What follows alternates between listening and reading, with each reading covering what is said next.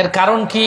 কারণ ইহুদি বলেন, খ্রিস্টান বলেন, হিন্দু বলেন, বৌদ্ধ বলেন, যত ধর্ম আছে প্রত্যেক ধর্মের মানুষ মায়ের গর্ভ থেকে আসছে কিনা?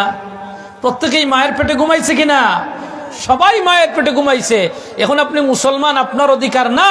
প্রত্যেক মা বাবা, হিন্দু বলেন, বৌদ্ধ বলেন, যে যে ধর্মের থাকে না কেন, প্রত্যেকের সন্তান এই আয়াতের ভিতরে, এর মানে হলো প্রত্যেক সন্তান তার মা বাবার সাথে ইহসান করবে, ভালো ব্যবহার করবে, উত্তম আচরণ করবে।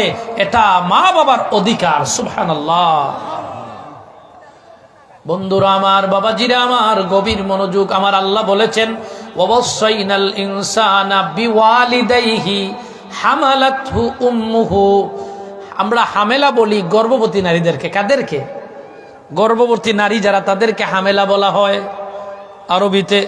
প্যারে হাজিরিন, গর্ভাবস্থায় আমরা আমাদের মায়ের পেটে ছিলাম কিনা? ছিলাম তো।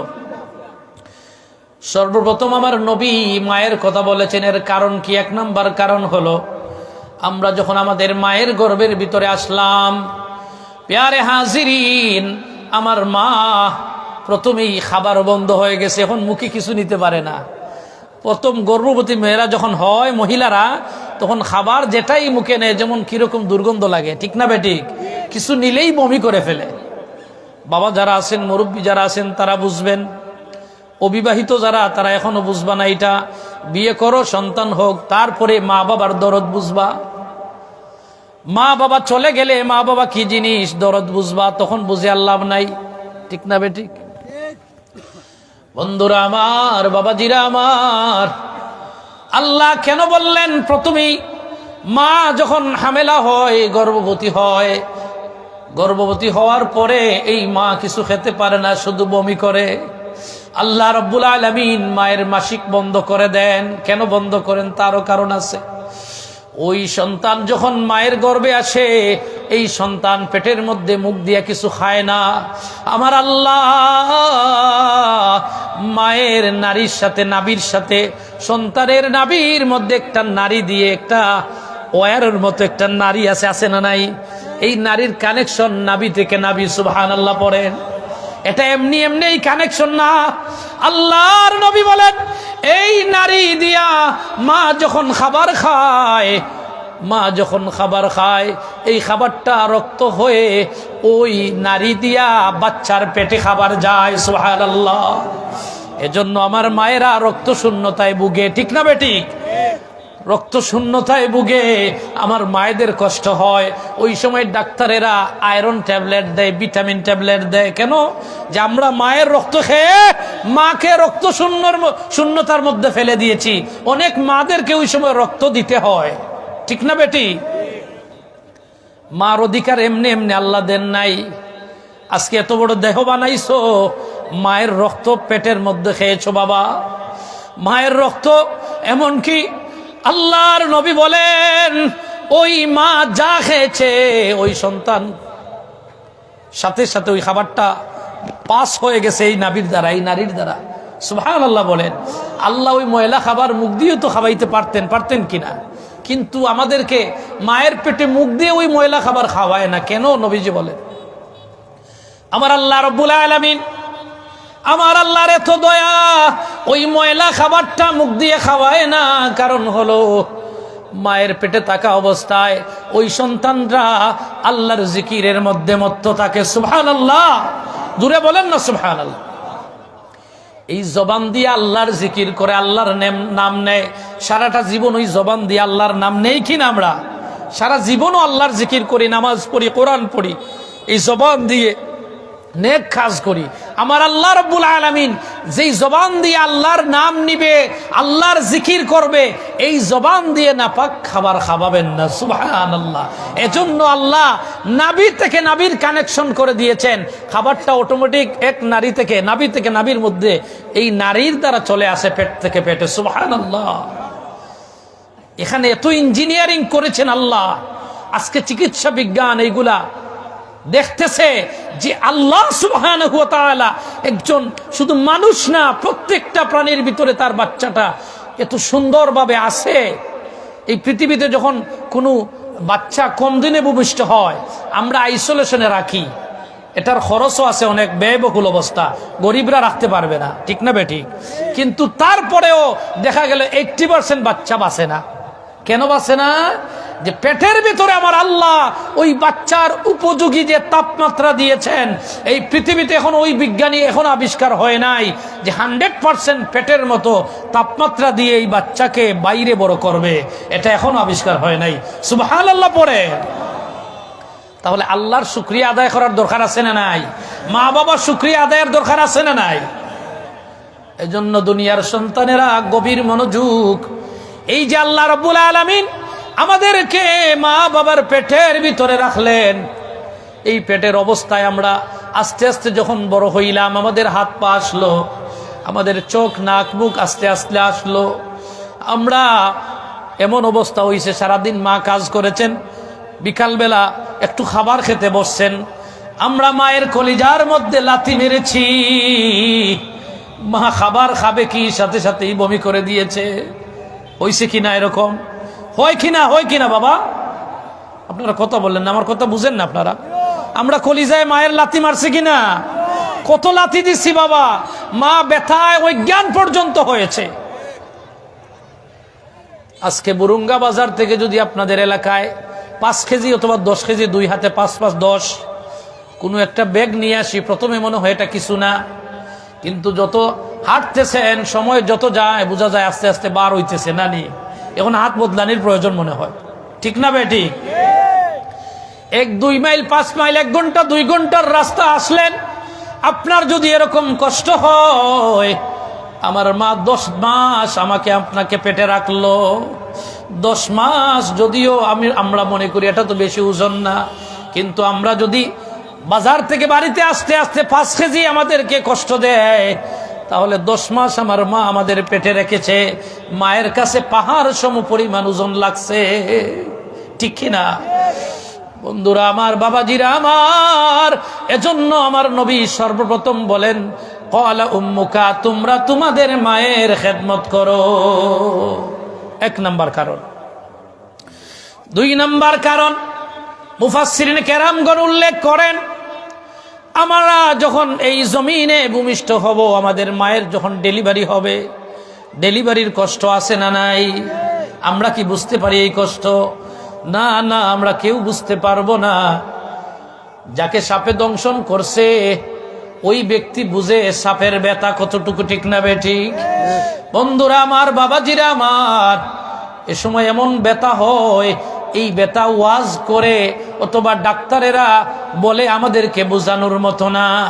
আমার নবী বলেন, মা দক্ষিণে যখন সন্তান ভূমিষ্ঠ করে ওই সময় এরকম ব্যথা হয়, ওই ব্যথার যন্ত্রণায় মা অজ্ঞান হয়ে পড়ে, হয় কিনা? প্যারে হাজিরিন, ডেলিভারির পূর্বে অনেক মায়েরা স্বামীর কাছ থেকে বিদায় নেয়, বলে স্বামী এতদিন তোমার সাথে সংসার করেছি, অনেক কষ্ট দিয়েছি, অনেক সময় অনেক কথা বলেছি, তুমি কষ্ট নিও না, মনে হয় এইবার আমি আর বাঁচবো না, আমার শারীরিক অবস্থা ভালো না, হাত পা গুলা ফুলে যায়, পানি আসে না না। হাই রে, কত কষ্ট আমরা মারে দিয়েছি। এই যে হাক দৌড়ে যুবক হল, আমার আল্লাহ সহ্য করেন না। মারে যখন কোনো সন্তানে কষ্ট দেয়, আমার আল্লাহর আরশ পর্যন্ত কেঁপে উঠে, ঠিক না বেঠি? বন্ধুরা আমার, বাবাজিরা আমার, মার হাত পা গুলা শরীর গুলা ফুলে যায়। অনেক মা ওই সময় অজ্ঞান অবস্থায় বাঁচবে কি মরবে, অনেক সময় ডাক্তারেরা আমাকে বলে, এই যে আমার একটা মেয়ে 1 বছর হয়েছে, আমি এত পেরেশানির মধ্যে ছিলাম, ডাক্তারেরা বলেছে, তারা বোর্ড বইয়া হয়েছে, আপনি সন্তান চাইন না আপনার ওয়াইফরে চাইন। আমি ওইতে কি থাকো বলে এইরকম অবস্থা, হয়তো আপনার স্ত্রী বাঁচতে পারে অথবা সন্তান, কোনটা চাইন আপনি? আমি জবাব খেতা দিছি, আমি জবাব দিলাম, হায়াত মৌত আপনাদের হাতে না, হায়াত মৌত তো আল্লাহর হাতে, ঠিক না বেঠিক? কে বাঁচবে কে মরবে এটা আপনারা নির্ণয় করবেন না, এটা কার হাতে? জুড়ে বলেন, এটা কার হাতে? আল্লাহর হাতে। আমার বাস্তব অভিজ্ঞতা থেকে বলতেছে, আমার মেয়ে হয়েছে 1 বছর আগে, তারা এমন অবস্থা, তারা সিজারও করবে না, সাধারণ ডেলিভারিও করবে না, আগে আমাকে বলে আপনি সাইন করেন, একজন মারা যেতে পারে। আমি বললাম এই খবর আপনার কোনান থেকে ভাইসই? আমারে নিয়ে আসে, তারা আমারে নিয়ে হাসে। আমি বললাম আমি এক আল্লাহরে বিশ্বাস করি, আর আল্লাহ রব্বুল আলামিন হায়াত এবং মৌতের মালিক। তিনি কে? তুলিজুল লাইলা ফিন নাহারি ওয়া তুলিজুন নাহারা ফিল লাইল ওয়া তুখরিজুল হাইয়া মিনাল মাইয়িতি ওয়া তুখরিজুল মাইয়িতা মিনাল হাইয়্যি ওয়া তারযুকু মান তাশাউ বিগাইরি হিসাব। সুবহানাল্লাহ। আমার আল্লাহ রাব্বুল আলামিন বলেন তুলিজুল লাইলা ফিন নাহার, আমি আল্লাহ এমন এক আল্লাহ, আমি দিনকে রাত বানাই, রাত্রিরে দিন বানাই। তিনি কে? তিনি কে? জুড়ে বলেন তিনি কে? আমি দিনকে রাত বানাই, রাত্রিরে দিন বানাই। ওয়া তুলিজুন নাহারা ফিল লাইল ওয়া তুখরিজুল হাইয়া মিনাল মাইয়িতি, আর আমি জীবিত থেকে মৃত বানাই, মৃতকে জীবিত বানাই। তিনি কে? আল্লাহ। জীবিতকে মৃত বানাতে পারেন কিনা? মৃতকে জীবিত বানান কিনা? এই ক্ষমতা একমাত্র আল্লাহর। আমার আল্লাহ কোরআনে বলতেছেন, সূরা আল ইমরানের আয়াত, আমি জীবিতকে মৃত করি, জীবিতকে আমি মারি, আবার মরাকে আমি জীবিত করি। আল্লাহ বলেন মিনহা খলাকনাকুম ওয়া ফিহা নুঈদুকুম ওয়া মিনহা নুখরিজুকুম তারাতান উখরা। 16 নং পারার মধ্যে সূরা তাহার আয়াত। আল্লাহ বলেন মিনহা খলাকনাকুম ওয়া ফিহা নুঈদুকুম, রে দুনিয়ার মানুষেরা, তোমাদেরকে আমি এই মাটি থেকে সৃষ্টি করেছি, আবার তোমরা এই মাটির মধ্যে মিশে যাইবা। আর যখন আমি আল্লাহ চাইব এই মাটির মধ্যে যদিও মিশে যাও, এই মাটি থেকে আবার তোমাদেরকে আবার পুনরায় তুলবো। এর মানে হাসরের মাঠে আল্লাহ আমাদেরকে জীবিত করবেন কি করবেন না? জুড়ে বলেন আল্লাহ কি জীবিত করতে পারেন কি পারেন না? এই ক্ষমতা আমার আল্লাহর আছে না নাই? এই ক্ষমতা আমরা বিশ্বাস করি কিনা? যদি বিশ্বাস করি তবেই আমরা মুসলমান। আচ্ছা আচ্ছা, কত সময় বাদে দিই বাদান্ডে? আচ্ছা, আলহামদুলিল্লাহ, সবে হোক আলহামদুলিল্লাহ। আজকের মাহফিলের প্রধান অতিথি আমরা সৈয়দ আল হাবিব হযরত আল্লামা মুস্তাক আহমদ মাদানী সাহেব এসে গেছেন। আমার পরেই উনি বয়ান করবেন। আপনারা বাইরে থাকবেন না, সবাই মাহফিলে চলে আসবেন।